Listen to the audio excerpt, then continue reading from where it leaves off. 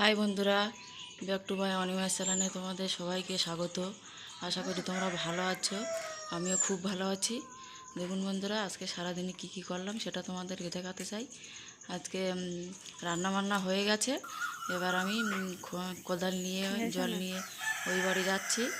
এবার খড় নিয়ে যাচ্ছি ও বাড়ি, গোয়াল বাড়ি গরুর খড় কুচতে হবে এবং গোবর চটকানো হবে, সেটাই তোমাদের দেখাতে চাই। এই যে এখন গরুর খড় কোচা হচ্ছে বন্ধুরা। দেখুন আমাদের সাতটা গরুর ডেলি 2-3 তরফা করে খড় কুচতে হয়, বটিতে কুচতে হয় ডেলি আমাকে।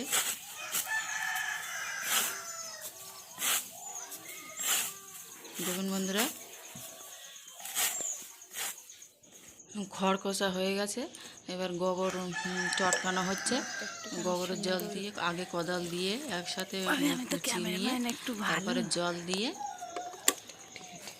প্রচুর জল লাগে, অনেক জল লাগে গোবরটা শুকিয়ে গেছে।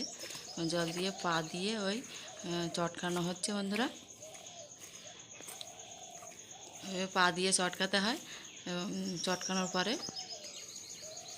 ভালোভাবে মিহি করে নিতে হয় ভালোভাবে। এবারে হাত দিয়ে তুলতে হয় বন্ধুরা। যে ওইখানটা তাঁবু পাতা আছে, তাঁবুর উপর রাখতে হয়। দেখুন বন্ধুরা কীভাবে গোবর করা হচ্ছে, চটকানো। যে গোবর তোলা হলো, তারপরে গোবরটাকে বালতিতে করে বয়ে নিয়ে আসলাম, এনে ওখানে রাখা হলো বস্তার উপরে। এবার এগুলোকে ঘুঁটে বলে, ঘুঁটে দিয়ে দিচ্ছি বন্ধুরা। চাওড়া বা ঘুঁটে দুটোই বলে, ঘুঁটে দেওয়া হচ্ছে। এবার কাঠির গায়ে বোলেন দেওয়া হচ্ছে, বোলেন বা বোড়ে, একে দুটোই নামে ডাকে, দুটোই নামে বলা হয়। দেখুন এইভাবে দেওয়া হয় বোড়ে বা বোলেন।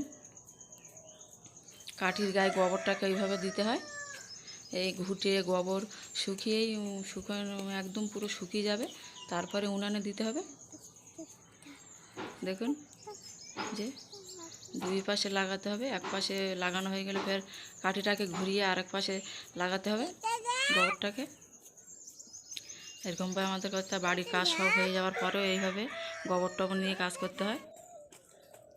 গোবরগুলো সব চাওড়া দেওয়া হয়ে গেল। দেখুন গোবরটা চাওড়া দেওয়া হয়ে গেল। এবার আমাদের গরুর জন্য শাক তুলতে হয়, গরুর জামনা দিতে হয়। ওই শাকটাকে তুলে কুচিয়ে, বটিতে কুচিয়ে সেদ্ধ করতে হয়।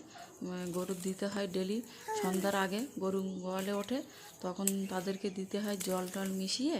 ওই শাক সেদ্ধ আটা টাটা লবণ টবণ ওতে দিয়ে একসঙ্গে মিশিয়ে গরুকে দেওয়া হয়। আমাদের 7টা গরুই খায় যে এই শাক সেদ্ধ বন্ধুরা। আর মেয়েও শাক তুলছে।